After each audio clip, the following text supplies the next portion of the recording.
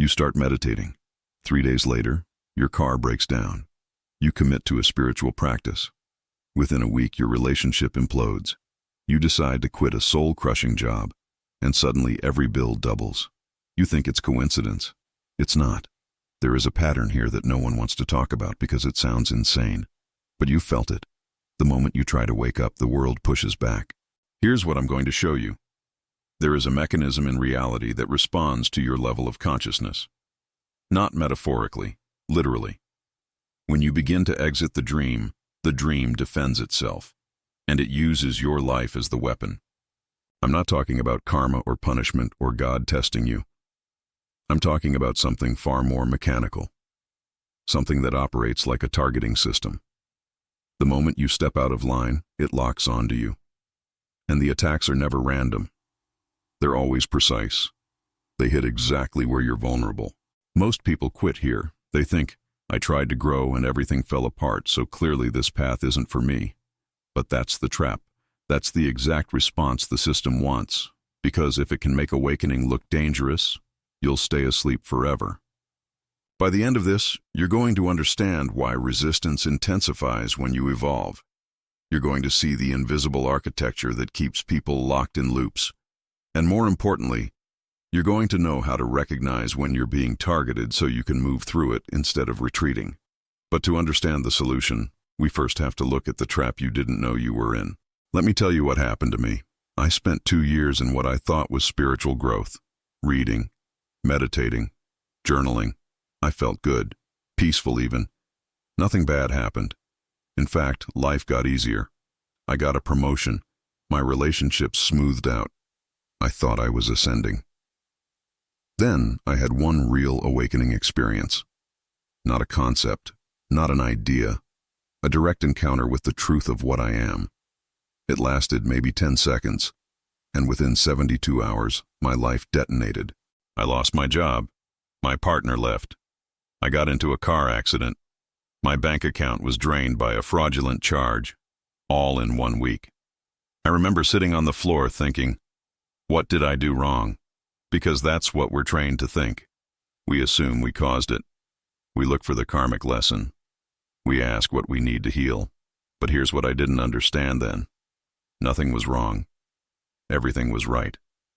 The system just knew I was leaving. See, there's a difference between spiritual entertainment and actual awakening. Entertainment keeps you comfortable. It gives you new ideas to think about, new practices to perform, new identities to wear. The system loves that. It'll give you all the books and retreats and insights you want as long as you stay asleep. But the moment you touch something real, the moment you see through the game, that's when the alarms go off. And here's the part that makes it so insidious. The attacks always look like your fault. The targeting system is brilliant because it doesn't announce itself. It doesn't send you a villain with a clear face. It uses your existing life, your relationships, your finances, your health, your reputation. It weaponizes the things you already care about. So when your partner suddenly becomes cold after you start a deep practice, you don't think, the system is targeting me. You think, I must have done something wrong. Maybe I'm being selfish. Maybe I should stop focusing on myself so much. When your income drops after you quit the job that was killing you, you don't think, this is resistance to my liberation.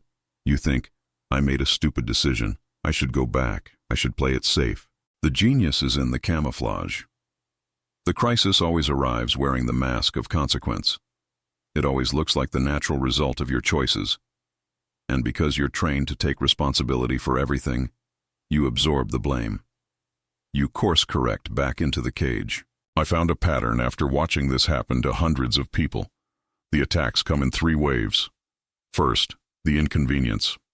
Small chaos, delays, minor conflicts. Most people ignore this or rationalize it. Then, the disruption. Bigger problems. Health issues. Relationship fractures. Money stress. This is where most people break and return to sleep. But if you push through, there's a third wave. The dissolution. This is where your entire identity structure collapses. Your old life becomes completely incompatible with who you're becoming. And here's what no one tells you.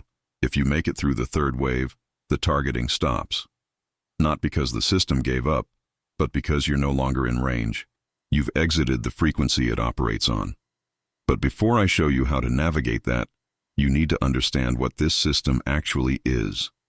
Because it's not what you think. We talk about the matrix like it's a metaphor. It's not. There is an actual structure to consensus reality, a framework that holds the dream in place. And it's not external. It's not run by shadowy elites or reptilians or AI. It's run by the collective unconscious mind of everyone who's still asleep. Think of it like a shared hallucination. Billions of people agreeing on what's real, what's possible, what's normal. And that agreement creates a field, a frequency, a gravity. When you exist inside that frequency, reality bends to match it. You get a job, you pay bills, you have relationships, you age, you die. The script runs smooth because you're playing the role you were assigned. But the moment you start waking up, you stop feeding the field. You stop agreeing. Your energy begins to withdraw from the collective dream. And the system registers this as a threat. Not because it's evil, but because it's automated. It's a survival mechanism. The dream doesn't want to end, so it defends itself. And the way it defends itself is by making awakening as painful as possible. Here's the trick. It can't actually stop you. It doesn't have that power. You're not a prisoner. You're a volunteer. The only thing it can do is convince you that leaving is a bad idea. So it makes leaving look dangerous. It makes suffering spike right when you're most vulnerable. It makes you believe that waking up destroys your life. And for most people, that's enough. They see the chaos and they back down. They return to the script. They re-enter the dream.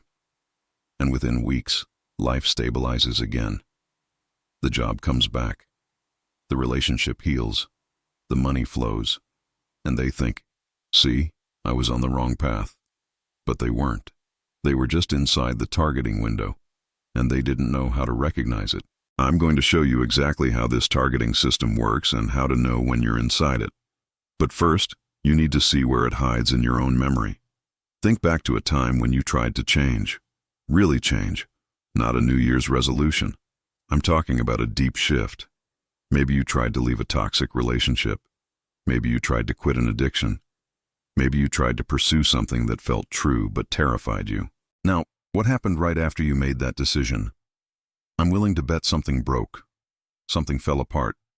Something went wrong in a way that felt almost personal, like the universe was punishing you for trying. That wasn't punishment. That was recalibration. The system was testing your commitment. It was checking to see if you were serious or just dabbling. Because here's the thing, the dream doesn't waste resources on people who aren't actually leaving.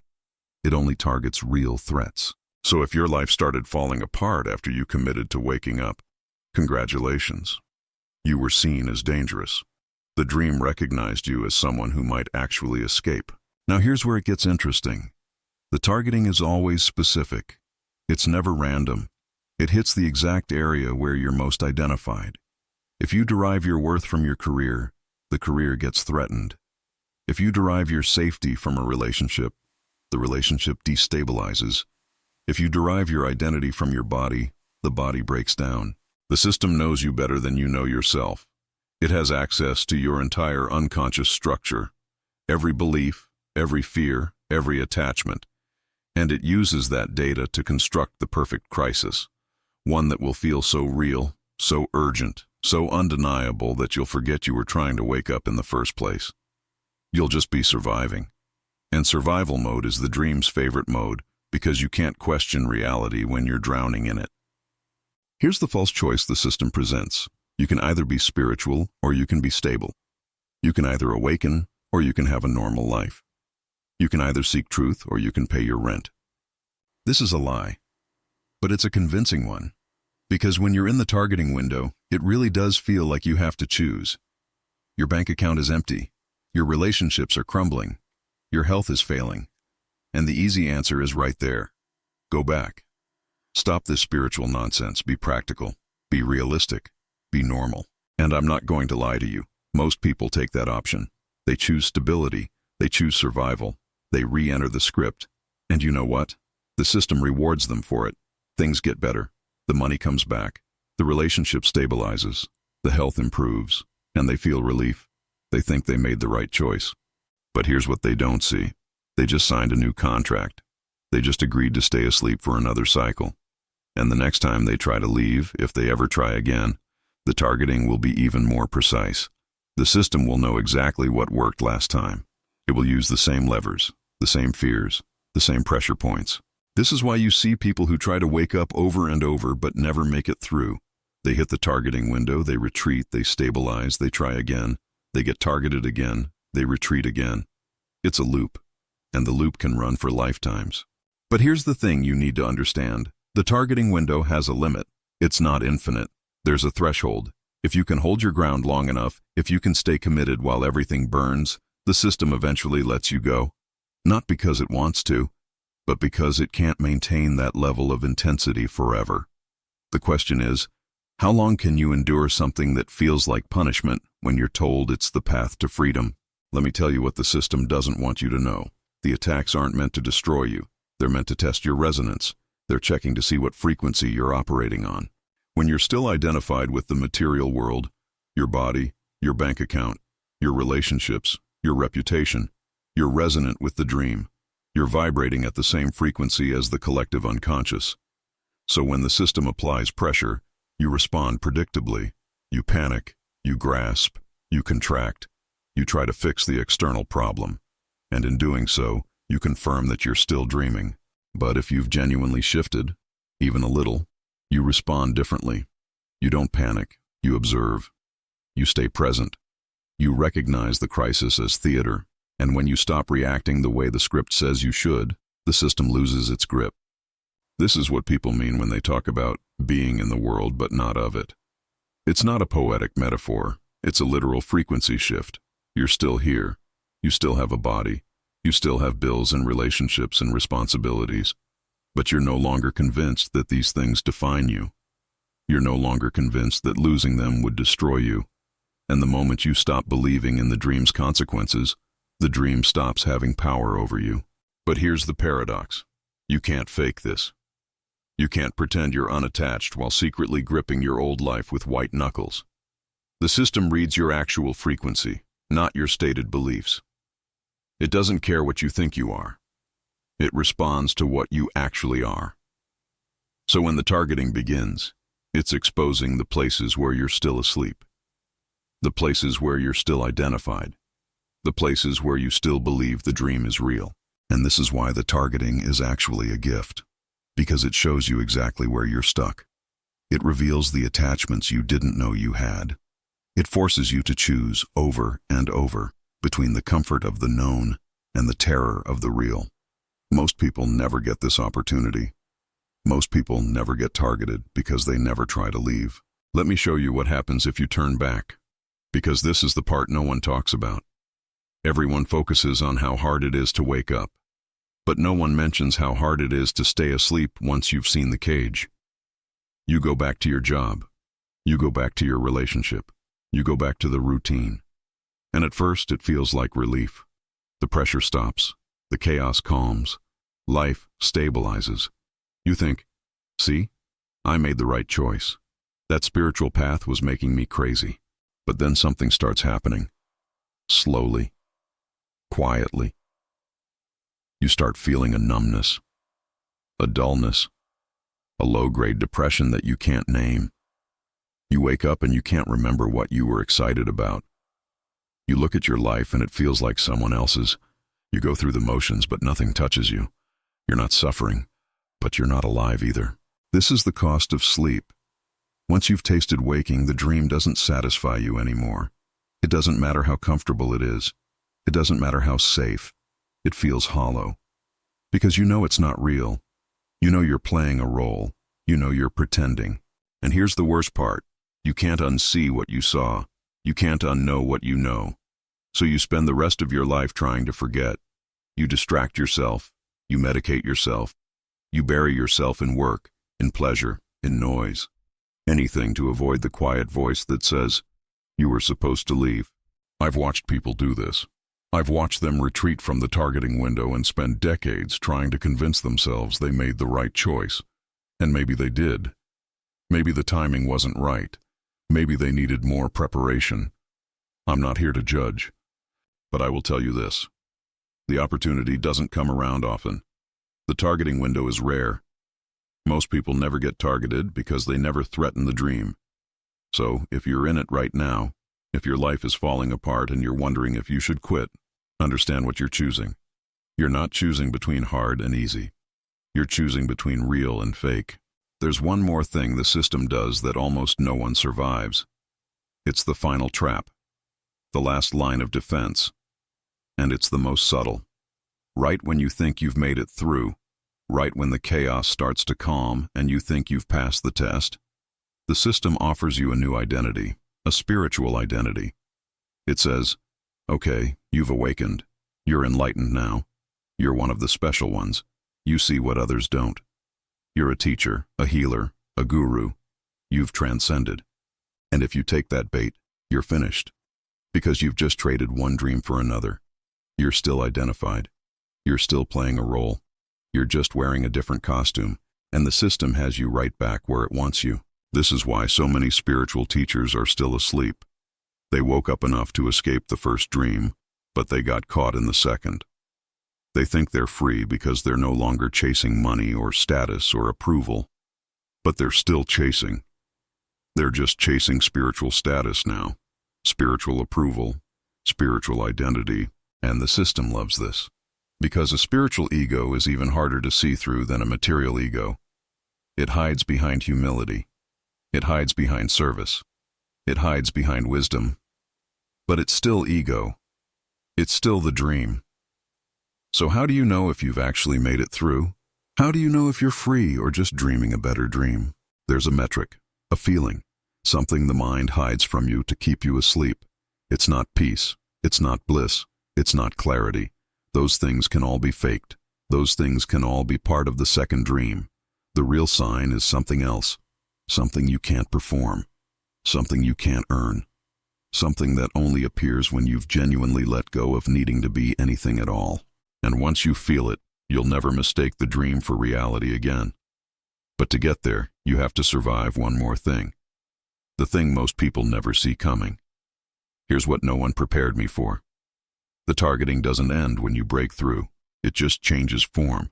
Because once you're out of the dream, you become dangerous in a new way. You become a reminder to everyone still asleep that escape is possible. And the system will use those people to pull you back. They'll call you selfish. They'll say you've changed. They'll accuse you of abandoning them. And they'll mean it. They're not lying. They genuinely feel abandoned because the version of you they knew, the version that played along, that agreed with the dream, is gone, and they're grieving that loss. But if you go back to comfort them, you re-enter the dream. If you defend yourself, you re-enter the dream.